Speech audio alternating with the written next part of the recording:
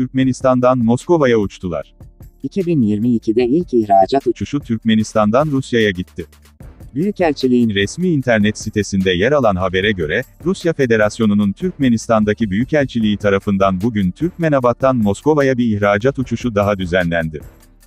bu yılki ilk uçuş 197 yolcu tarafından yapıldı.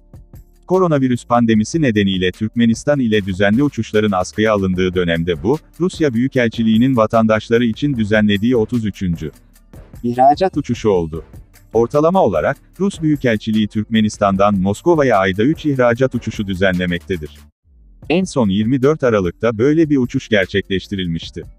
Daha önce, Rusya'nın Türkmenistan'dan ilk ihracat uçuşunu 2022'de 14 Ocak'ta planladığını bildirmiştik.